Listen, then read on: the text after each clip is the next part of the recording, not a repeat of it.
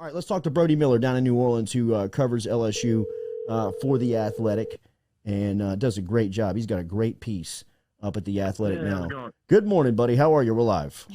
You're live. I'm doing all right. How are you guys? Doing good, man. It's good to get you on the show for the first time here. I know, it's been too long. It has been. It has been. Excellent work as always. I want to get to your latest piece, but we were just talking about the rule that came down yesterday, and I want to get your thoughts on just your feelings of the NCAA unanimously deciding to allow transfers a kind of exemption year free of you leave, you go somewhere, you're immediately eligible. We were talking about the PR stance that the NCAA needs on all fronts, so it looks like all this stuff will be just kind of voted through. But what was your thoughts on it? First off, yeah, I think that's a good point about the PR point. They need a win. But, I mean, my take's overall a boring one in that I don't think it's really going to change that much of what we've gotten used to the last, 3-4 years or so where, I mean, you guys know, if you guys hire the right lawyer, I mean, you can pretty much make a claim and be an immediate eligibility guy right away anyway. We've seen it nonstop lately. And then you add in the grad transfers and guys being able to, get their grades in order and graduate in 3 years anyway, Mike Jones, for example. So I mean, it's just becoming more and more normal that I don't think it's going to drastically change college football yet. But I think, the positive in my eyes is it does seem like a win in two different ways because one, like we said, it's already happening.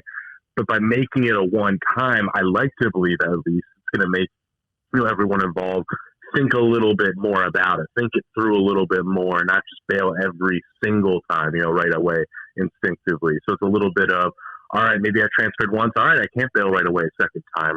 Or hey, maybe really think through if I want to leave a first time because I'm not going to have that option right away again. So I think overall it's a positive that won't change college football too drastically. But for my main counter to people who are like, hey, this is going to mean that, the big powers are just going to, steal every good player right away from any smaller school. I just don't see it that way. I think it's going to be it's going to be a balance of, yeah, but it's also going to lead to the mid-majors sweeping up, the guy that couldn't quite crack the rotation at LSU, or a really good player at LSU that, yeah, just maybe it isn't the right fit, and all of a sudden he can stand out more in a mid-major. I think it usually balances out both ways. What about Arik Gilbert in this situation? I know that he has not made a decision on where he's going to be. Shea Dixon, who is a friend and a co-worker of ours who works alongside of us in the media, said here yesterday on this show that he anticipates if he plays football at all next season that it'll be at LSU. Do you have a feeling on where Gilbert could land and how this rule would affect the ultimate decision of his eligibility?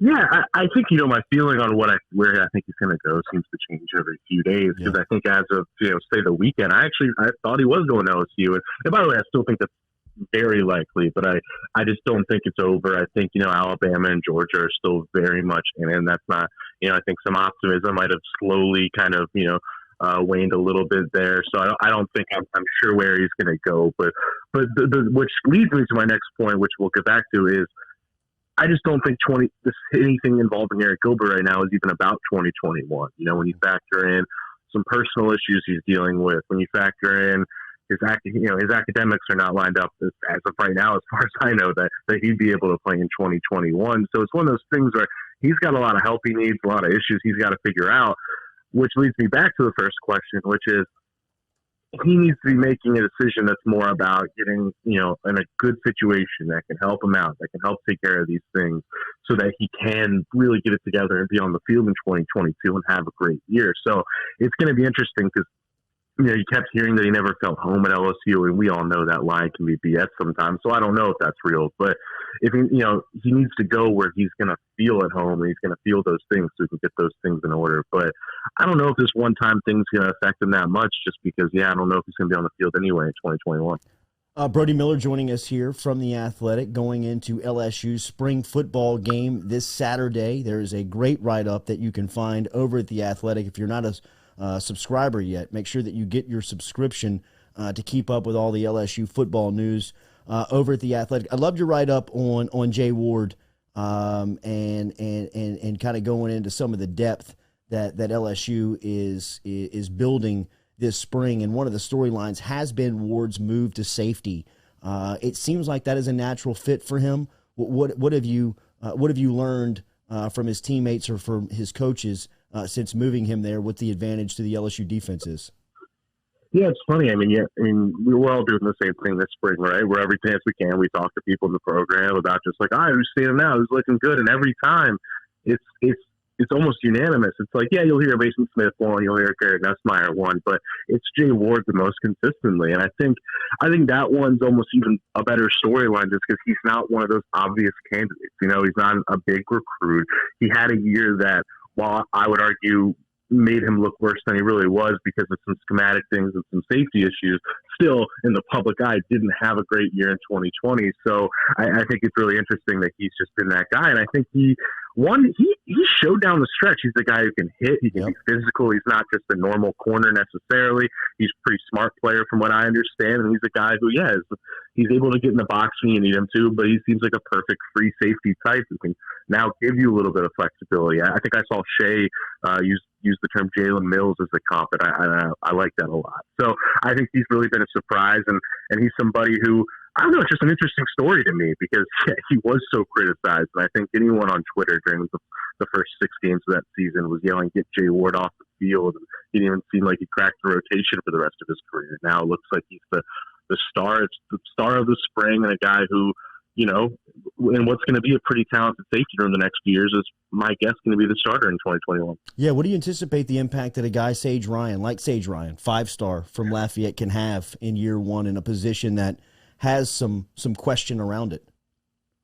Yeah, you know, I think it's so easy to default to, you know, all right, Todd Harris, you know, he's a veteran, he's a starter, he's been there, but and by the way, I'm not saying that won't happen because those things do matter, but Todd Harris has never quite broken through. He's never quite, you know, really earned the trust of the staff on a day-to-day basis in terms of just being a true SEC starter. So is my guess still that Todd Harris and Jay Ward are going to be the day one starters? Yes, that would be the safe pick. But I think Sage Ryan and Derek Davis and Jordan Tolles too, who shouldn't be ruled out. Those guys, they're going to see the field, you know. So it might be. I mean, we know, you know, you guys know too that sometimes, you know, starting positions can be semantics, and I think I wouldn't be surprised if by the end of the year or even early in the year, maybe those are the starters, but your Sage Ryans, for example, are really getting a large chunk of time and really seeing the field. And I could see it totally being a Sage Ryan and Jay Ward when it's all said and done, unless Harris does break through, but I don't think that's happened yet this spring. Hey, Brody, it's Katie. How deep is this defensive line going into the summer? Yeah, you know, it's kind of absurd, quite frankly. And I wrote my most recent write-up that it's, you know, I think if you made a depth chart, you know, as of 5 days ago, and you asked some of the ranked defensive tackles, I think Joseph Evans, you know, no disrespect to him, probably would have been like 6th or 7th. And then you have the fact that Ogeron's going on the radio and saying that, you know, he's their best interior lineman right now, and I think that comes out as a major positive, because that means, wait, if the guy you thought was 7th is actually 1st, that means really, you're 7, 8 deep on defensive tackle alone. And you know, Mason Smith's the guy who's a true freshman. He's just too good not to play. Glenn Logan and Neil Farrell are 3, 4 for your starters. I mean, they're guys who, they've never quite become, you know, all SEC guys, but they are guys you would trust to play a national title run as starters. And then Jaquelin Roy, while I don't know if he's quite, you know, taken that leap yet this spring from what I've gathered. I mean, anyone who saw those last 4 games, he looks like a guy who is going to be an all-SEC star at LSU. So I think he's a guy, obviously, you put in that list. And then you have Joseph Evans. You have Jacoby and Guillory. I mean, being 7 or 8 deep on the defensive tackle alone, I mean, that's a luxury very, very few teams have. And I've had some people in my comments being like, yeah, but how much are you really going to rotate that? And I'd say, go look at 2019. I know it's a different defensive coordinator and all that, but they basically rotated 8 to 9 defensive linemen at all times in 2019. And I've even mentioned defensive end. And I mean, yeah, Andre Anthony, Ollie Gay, and BJ Ojolari, those 3 alone, that's a really, really good pass rushing unit. Their pressure numbers were all in the top quarter, I believe, of the SEC. Ollie Gay's havoc numbers are off the charts. So those 3 are stars. And then, don't rule out Sonny Fanula, who's not as much of a pass rusher, but he's a true, kind of run stopping 4-3 end that they will need sometimes. So, yeah, the long, sorry, a long answer to your question, but the depth on the D line is pretty. It's just, hey, I'm a line play nerd, and it's pretty cool to watch defensive line that. It's Orgeron's. I think this is what he envisioned at his introductory press conference 4.5 years ago. I think when he talked about defensive line, this is finally the group that he anticipated when you talk about skill and depth combination. It's a good point. I mean, remember this is before I ever got here, but remember the 2017 Mississippi State game when I'm pretty sure they were only able to play four defensive linemen the whole game. Yeah, Lagature played every snap. Yeah, they had no depth there. Now to be able to do this, and then more importantly, I think it's not just about keeping guys fresh. What that does is it also allows those young stars, your Smiths and your Roys and your Guillerys to develop at a proper rate, where they're getting time, but not too much is being put on them. I think that leads to if you can in a perfect world keep that going, what that does is that leads to a longevity of all of a sudden every year your defensive line looks like that, because every year the young guys are developing a little in the right way. And I think that's the big win. I think the hard part is keeping that going. And that's what they want on the offensive line. That just hasn't quite worked out yet. This quarterback competition, what do you think the strategy is of Orgeron by saying that he likes Johnson as the lead guy because of how he finished last season, but the competition seems to be great day in, day out between all these guys? I think we all anticipated Brennan, Finley, and Johnson to be in a fierce bout, but Nussmeier's name continues to come up. What have you made of this competition through the 15 practices? I think it's tricky because I think any good faith conversation anyone's going to have about a quarterback competition, you always have to just lead with the reality that there is a sizable factor of this, of keeping everyone happy, trying not to get guys to transfer after the spring, things like that. That always has to be a little baked in, right? But I think as much as anyone, thought this was just going to be a fake quarterback competition, like I just said, and that it was just going to be Brennan the whole time in reality. And I think I get different answers based on who I talk to, so I'm not confident on who I think has an edge. But Max Johnson is really impressed. There's no doubt about it. I think some people in that program think he has the edge right now, and I think he really did gain a lot of Orgeron's trust and just how he ran that offense like a veteran as a freshman in those 2 games and won those 2 games. Those are things that matter a lot to Orgeron. So I think Johnson's really in it, but I mean, still, you talk to a lot of people who are going to say Miles Brennan's been the most consistent. He's the guy, obviously knows what he's doing. And it's also, if it's a 50-50, it's just going to be kind of hard to be like, hey, you waited all this time and you're the starter and then you got hurt. Sorry, we're taking the job from you. So my gut instinct just tells me it's still going to be Brennan. But I mean, I know a lot of people who think Johnson's looking just as good, if not better. So it's tough. And then, yeah, you mentioned Nussmeier. Do I think Garrett Nussmeier is going to be the starter in 2021? No, I don't. But I think he's been the guy who has really been wowing people the most, and is probably the most talented in that room. And I think that's just the most exciting, I think, for the long term of this program, because all of a sudden you start thinking down the road of, oh, shoot, it's going to be, I don't know, Johnson, Nussmeier, and Walker Howard going at it in 2022 and 2023. I mean, that's the kind of quarterback room that, say, Alabama has and other programs have that OSU's trying to catch up to. Yeah. Are you concerned about the running back position? I mean, I think that Orgeron is, quite frankly. I think that, it's sure you have the injuries. So, of course, you start with that, and that's always tricky to go through a spring. But it's just kind of John Emery and Ty Davis-Price are 2 guys who I think they've been waiting to, become those true workhorse, star backs for a few years. And I think there's been some frustration with them. And actually, Ed Orgeron's used those words. He said disappointment. He said frustrating. So I think you have to be a little concerned about that group. But then at the same time, you just have to go back to there's 6 deep there in reality of pretty good prospects. I'm pretty high on Trey Bradford. I think he's a guy who, the more he's in that program, is gonna become a really good player. But he's banged up lately. And then I'm really high on Corey Kiner coming in. I think he's going to be a really that versatile, do it all back.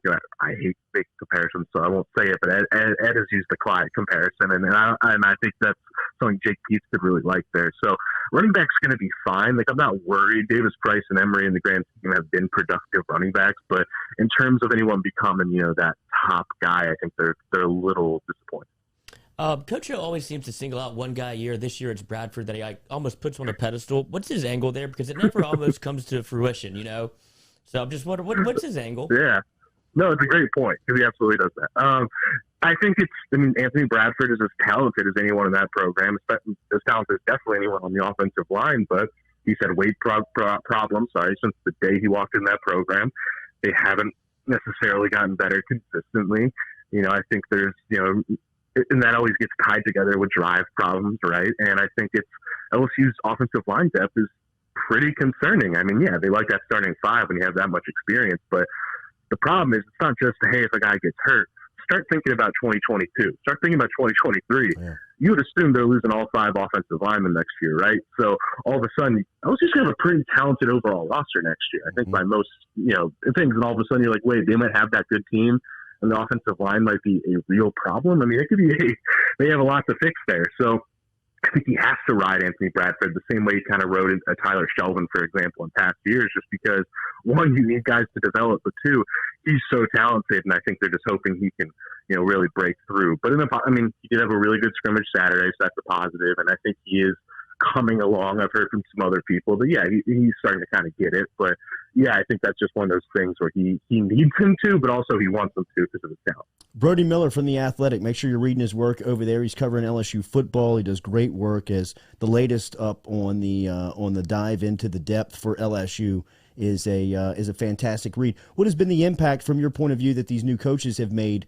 on the spring, and what have you made in the changes to the staff? As I thought Shea did a nice job yesterday pointing out of the age change that they experienced in just changing a couple of positions and bringing in some youth to the staff. Shea stealing my thunder, man. Yeah, no, I mean you have to lead with the age, just because that is the storyline. That was the directive, quite frankly, probably. That was the age, diversity. They want a staff that it's not just about I know a lot of people are just going to be like, oh, why are you just hiring that to say you can? No, you want a coaching staff that is going to be able to connect with your players, that are going to be on the cutting edge of the game and things like that. So, and I think I don't have amazing anecdotes, but the feedback I've heard is just that, it's made a difference. I mean, guys are connecting more. I mean, it was on your show, I believe, that Derek Stingley Sr. was talking about how he was getting calls from from Dronte Jones, and I was like, wow, that's new, So I think those things really matter. I think Jake Peetz has really built a good relationship with a lot of those guys, and Jake Peetz he's for real in those ways. He's not one of those BS coaches that we've all come across as talking about how good a guy he is and isn't. I mean, Jake Peetz, he has all those kids, he's not really full of it. And 5 kids under 7, Brody? I think he's got 5 kids under 7 years old. I believe it's 6 now. 6 under 7 years old. Well, look at the guy. This guy, man. He had 6 kids in the span of, I believe, 7 years, which is even more the crazy part. Totally Catholic. All homeschool. No, God. No. Yes. They are? I didn't know that part. Oh, my goodness. Homeschool. We need Miss Peetz. I mean, she is. That's just a smart move, getting ahead of it. Louisiana, you usually got to send them to a private school. I mean, that's money, That's right, man. I mean, it's a money grab. I didn't mean to cut you off. Yeah. No. I mean, there wasn't too much more I was going to say, but yeah, I think the age thing has been really relevant, just connecting with the kids. But also, I think Jake Peetz, you've had players, they're kind of trying not to say it, but they're alluding to it, that they kind of got away from some of those core things that worked really well in 2019 and 2020. They kind of pulled back a little, and I'm as much of a Steve Enslinger defender as anyone, but I think they kind of, and some of that, of course, was the quarterback injury, and there's a lot of context that you get bogged down with, but I think Jake Peetz is just kind of getting back to some of those core things they did well in 2019, those core philosophies of getting the ball to the guys you like in space, letting them go, and adding his own flavor. And then Dronte Jones, I mean, it's getting boring, but the buzzword has just been communication. We all know 2020 was just such a disaster in that department. So I think he's been really harping on that, and I think it's been working from what I understand. Especially the back sevens looked really good lately from everything I've heard. So I think Dronte Jones is not going to be like some Dave Aranda mastermind scheme change. It's just going to be a better execution of the little things, Mm-hmm. Yeah, you mentioned getting away from some of those things from 2019. I mean, I think the biggest testament to is we didn't do the 10,000 balls for the wide receiver. That's something that's so easy. Is that being implemented this year? Do you know? Yes, yeah. I know DJ Mangus made sure to make a joke that, this year, well, not a joke, I guess it's real, but this year it's the summer of 11,000 catches. So, yeah, no, they're back to it. Pretty sure Coy Moore is the furthest along there. So, yeah, you're right. It's just those little things. And, And I kind of get it, because you don't want to be like, if you're coming off 2019, you don't want to be just like this hokey, like, well, we're going to just like repeat everything we did. And we're going to, like, you can get a little hokey when it's like, let's just repeat 2019. That's how mistakes kind of get made. So I understood, some of the things that happened in 2020, but at the same time, they didn't work out, quite frankly. Brody Miller, who is joining us from The Athletic. That is 23 minutes of in-depth LSU football talk. We appreciate your time very much. I thought it was funny last week. Not funny, but just to give you an idea of what it's like covering the program, where you had to go back and you were on Twitter talking and clarifying one of your headlines that you were taking a quote from a legislator, and you put it in your headline, and you had to come out and say, look, it wasn't my quote. I was quoting somebody that was talking about LSU that said, heads need to roll. Pressure mounts on LSU following Senate hearing on failed handling of the Title IX complaints.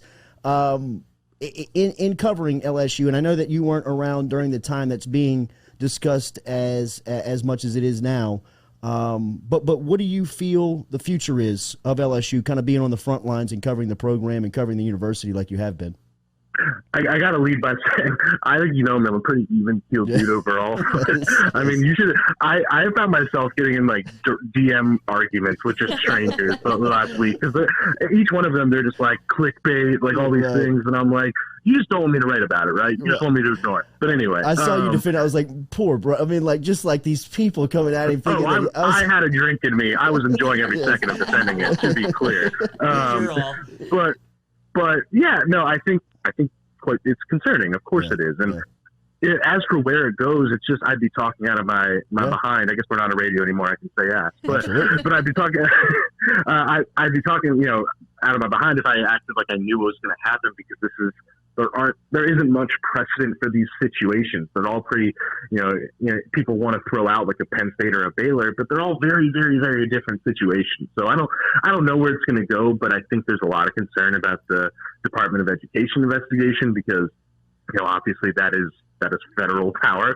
There's a lot of concern about the Sharon Lewis lawsuit, just because it seems like everyone's lawyering up and you don't know who's going to say what. And I think the fear, especially with the Department of Ed investigation, is, Morgan Lamondre has done a great job for Star the last few years and has been a big part of the story last few months.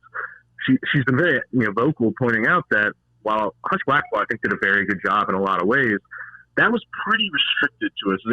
It was restricted to the USA Today stories, and sure, there were some other things that came out, but there was a focus there. It was, hey, this is what you're supposed to do, and I think that's kind of the thing that gets missed sometimes. That this didn't like dive into everything in the last 10 years. This was, all right, let's find what happened in these situations and how can you fix it. So you have a Department of Education investigation coming in, things like that. That's where it gets scary, because they're not just looking at that. They've requested everything from the last few years. So I think that's the fear. As for what happens, I don't know. I think, is there a possibility, more things happen? Of course, but I just don't want to, project. Sure. Brody A. Miller on Twitter, a great follow, and make sure that you are subscribed to The Athletic. If you were looking for LSU content, it is fantastic over there, as he is regularly on the beat for The Athletic, covering the LSU football program.